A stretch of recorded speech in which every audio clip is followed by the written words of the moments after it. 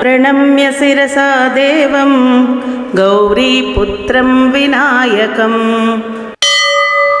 भक्तावासं स्मरेन् नित्यम् आयुः कामार्थसिद्धये।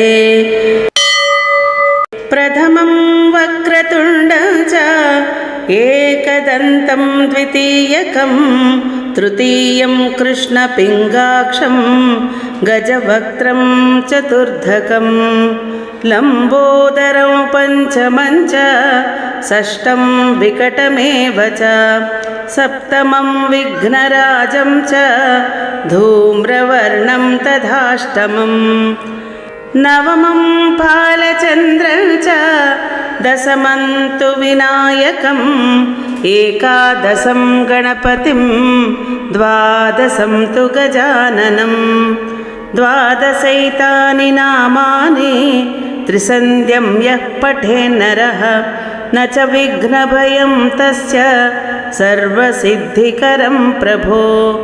विद्यार्थी लभते विद्यान् धनार्थी लभते धनं पुत्रार्थी लभते पुत्रान् मोक्षार्थी लभते गतिं।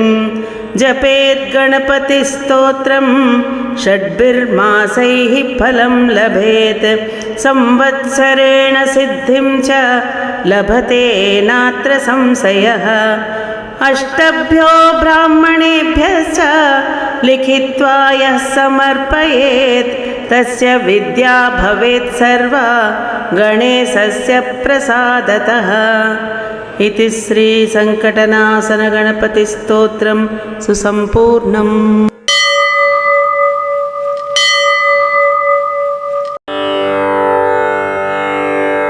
प्रणम्य शिरसा देवं गौरीपुत्रं विनायकम् भक्तावासं स्मरेन् नित्यम् आयुः कामार्थसिद्धये।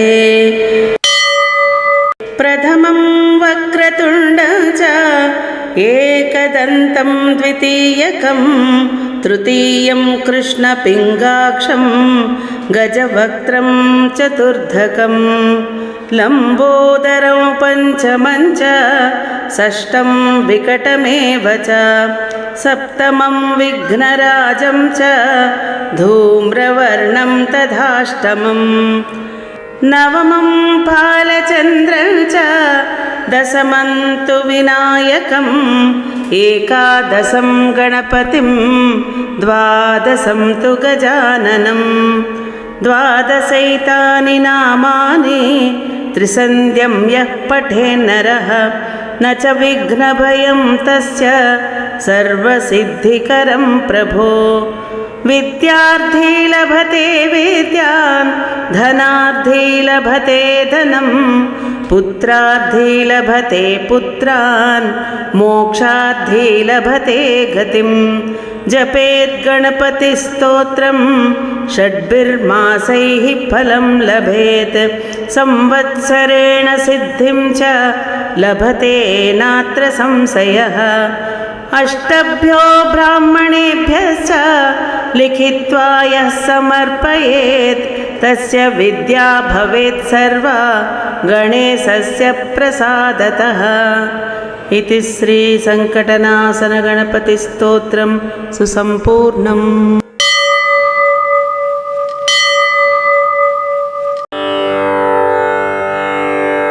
प्रणम्य शिरसा देवं गौरीपुत्रं विनायकम्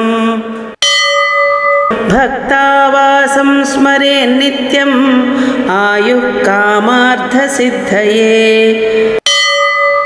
प्रथमं वक्रतुण्डं च एकदन्तं द्वितीयकं तृतीयं कृष्णपिङ्गाक्षं गजवक्त्रं चतुर्धकं लम्बोदरं पञ्चमं च षष्ठं विकटमेव च सप्तमं विघ्नराजं च धूम्रवर्णं तथाष्टमम् नवमं फालचन्द्रं च दशमं तु विनायकम् एकादशं गणपतिं द्वादशं तु गजाननं द्वादशैतानि नामानि त्रिसन्ध्यं यः पठेन्नरः न च विघ्नभयं तस्य सर्वसिद्धिकरं प्रभो।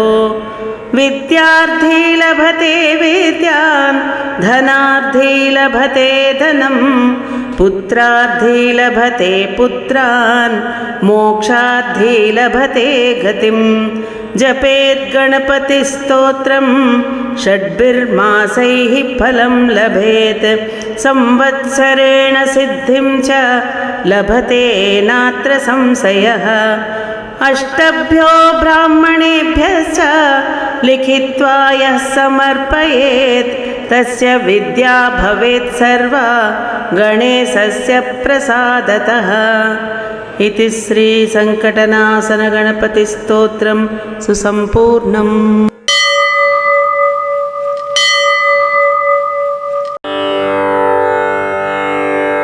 प्रणम्य शिरसा देवं गौरीपुत्रं विनायकम् भक्तावासं स्मरेन् नित्यम् आयुः कामार्थसिद्धये।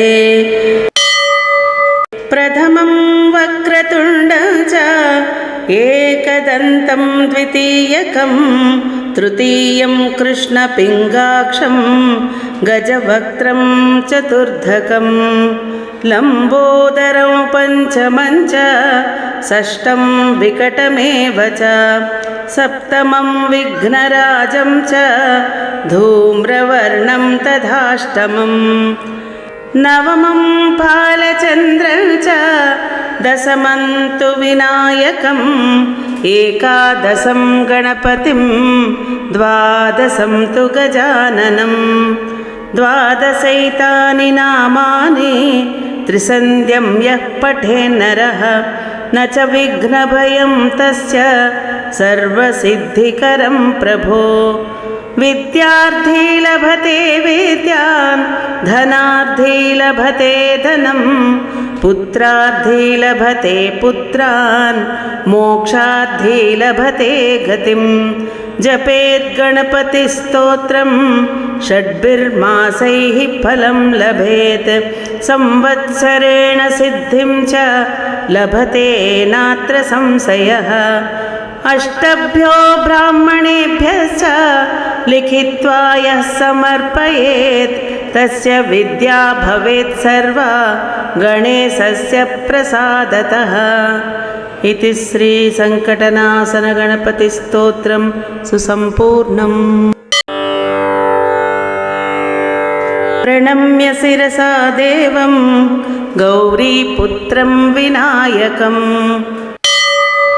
भक्तावासं स्मरेन् नित्यम् आयुः कामार्थसिद्धये।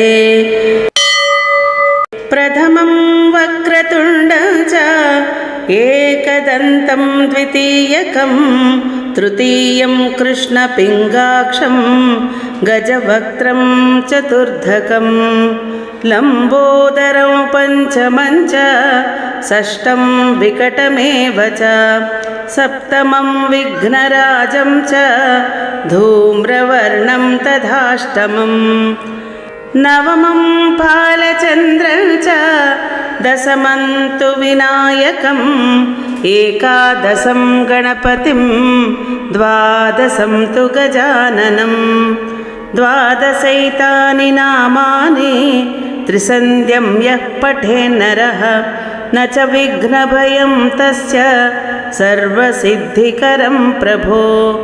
विद्यार्थी लभते विद्यां धनार्थी लभते धनं पुत्रार्थी लभते पुत्रान् मोक्षार्थी लभते गतिं। जपेत् गणपतिस्तोत्रं षड्भिर्मासैः फलं लभेत् संवत्सरेण सिद्धिं च लभते नात्र संशयः। अष्टभ्यो ब्राह्मणेभ्यश्च लिखित्वा यः समर्पयेत् तस्य विद्या भवेत् सर्वा गणेशस्य प्रसादतः। इति श्री संकटनाशन गणपतिस्तोत्रं सुसम्पूर्णम्।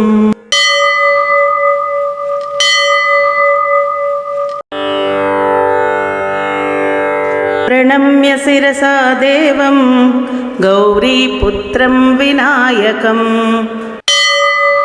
भक्तावासं स्मरेन्नित्यम् आयुः कामार्थसिद्धये प्रथमं वक्रतुण्डं च एकदन्तं द्वितीयकं तृतीयं कृष्णपिङ्गाक्षं गजवक्त्रं चतुर्धकं लम्बोदरं पञ्चमं च षष्ठं विकटमेव च सप्तमं विघ्नराजं च धूम्रवर्णं तथाष्टमम् नवमं बालचन्द्रं च दशमं तु विनायकम् एकादशं गणपतिं द्वादशं तु गजाननं द्वादशैतानि नामानि त्रिसन्ध्यं यः पठेन्नरः न च विघ्नभयं तस्य सर्वसिद्धिकरं प्रभो विद्यार्थी लभते विद्यान् धनार्थी लभते धनं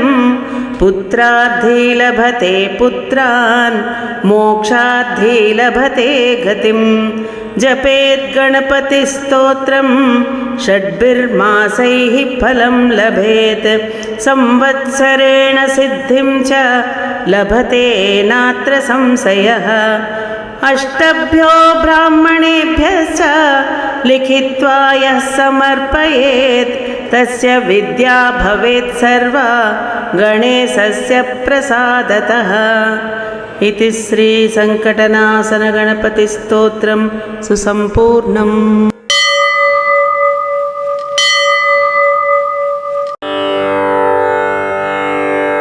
प्रणम्य शिरसा देवं गौरीपुत्रं विनायकम्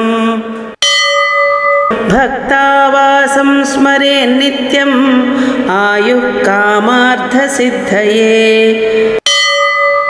प्रथमं वक्रतुण्डं च एकदन्तं द्वितीयकं तृतीयं कृष्णपिङ्गाक्षं गजवक्त्रं चतुर्धकं लम्बोदरं पञ्चमं च षष्ठं विकटमेव च सप्तमं विघ्नराजं च धूम्रवर्णं तथाष्टमम् नवमं बालचन्द्रं च दशमं तु विनायकम् एकादशं गणपतिं द्वादशं तु गजाननं द्वादशैतानि नामानि त्रिसन्ध्यं यः पठेन्नरः न च विघ्नभयं तस्य सर्वसिद्धिकरं प्रभो विद्यार्थी लभते विद्यान् धनार्थी लभते धनं पुत्रार्थी लभते पुत्रान् मोक्षार्थी लभते गतिं जपेत् गणपतिस्तोत्रं षड्भिर्मासैः फलं लभेत् संवत्सरेण सिद्धिं च लभते नात्र संशयः अष्टभ्यो ब्राह्मणेभ्यश्च लिखित्वा यः समर्पयेत् तस्य विद्या भवेत् सर्वा गणेशस्य प्रसादतः इति श्री संकटनाशन गणपतिस्तोत्रं सुसम्पूर्णम्।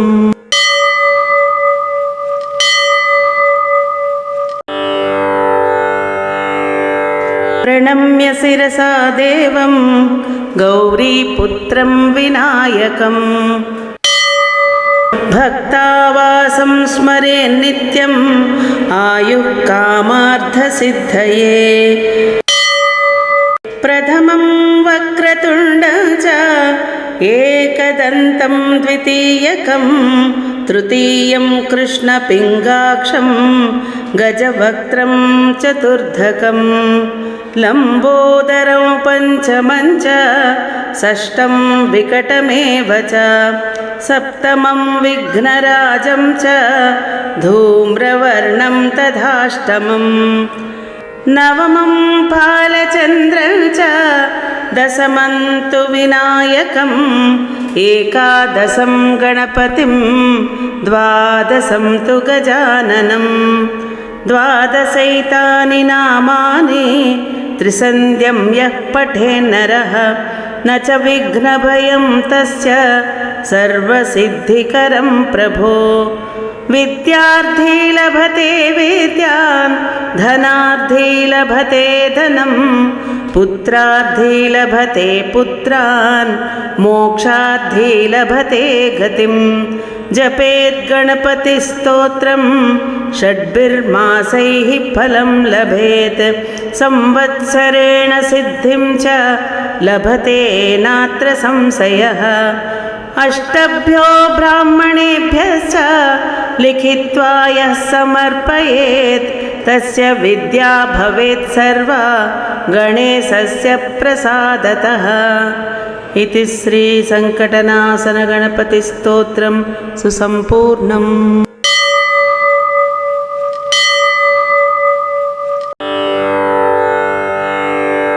प्रणम्य शिरसा देवं गौरीपुत्रं विनायकं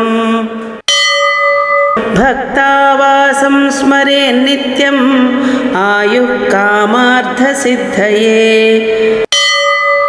प्रथमं वक्रतुण्डं च एकदन्तं द्वितीयकं तृतीयं कृष्णपिङ्गाक्षं गजवक्त्रं चतुर्धकं लम्बोदरं पञ्चमं च षष्ठं विकटमेव च सप्तमं विघ्नराजं च धूम्रवर्णं तथाष्टमम् नवमं बालचन्द्रं च दशमं तु विनायकम् एकादशं गणपतिं द्वादशं तु गजाननं द्वादशैतानि नामानि त्रिसन्ध्यं यः पठेन्नरः न च विघ्नभयं तस्य सर्वसिद्धिकरं प्रभो। विद्यार्थी लभते विद्यां धनार्थी लभते धनं पुत्रार्थी लभते पुत्रान् मोक्षार्थी लभते गतिं। जपेत् गणपतिस्तोत्रं षड्भिर्मासैः फलं लभेत् संवत्सरेण सिद्धिं च लभते नात्र संशयः। अष्टभ्यो ब्राह्मणेभ्यश्च लिखित्वा यः समर्पयेत् तस्य विद्या भवेत् सर्वा गणेशस्य प्रसादतः। इति श्री संकटनाशन गणपतिस्तोत्रं सुसम्पूर्णम्।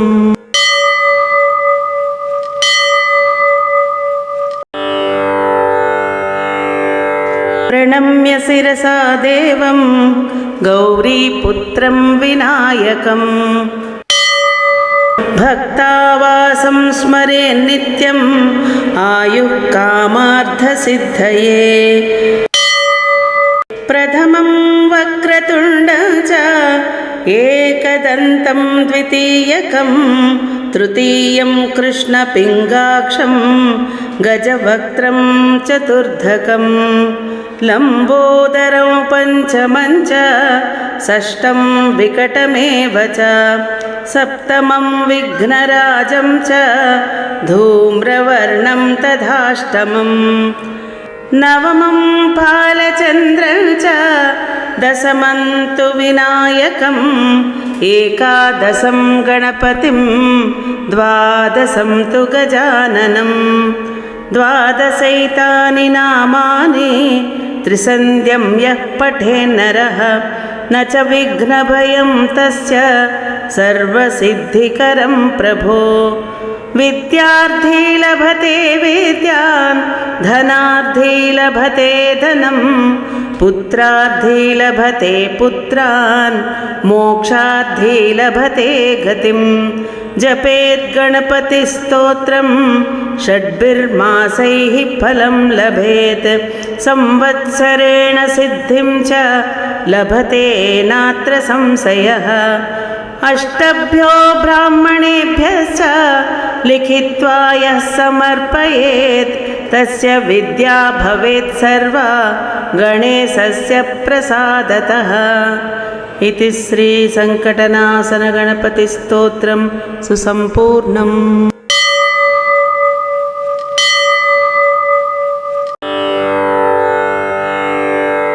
प्रणम्य शिरसा देवं गौरीपुत्रं विनायकम् भक्तावासं स्मरेन्नित्यम् आयुः कामार्थसिद्धये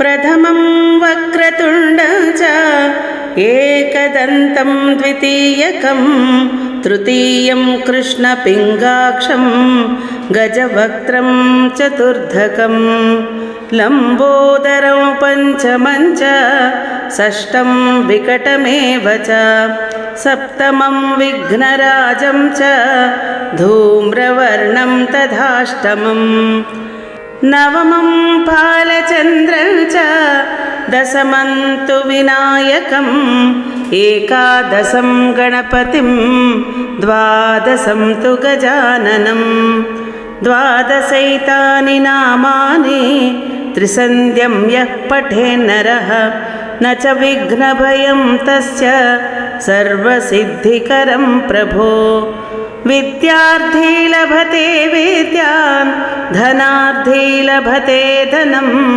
पुत्रार्थी लभते पुत्रान् मोक्षार्थी लभते गतिं जपेत् गणपतिस्तोत्रं षड्भिर्मासैः फलं लभेत् संवत्सरेण सिद्धिं च लभते नात्र संशयः अष्टभ्यो ब्राह्मणेभ्यश्च लिखित्वा यः समर्पयेत् तस्य विद्या भवेत् सर्वा गणेशस्य प्रसादतः इति श्री संकटनाशन गणपतिस्तोत्रं सुसम्पूर्णम्।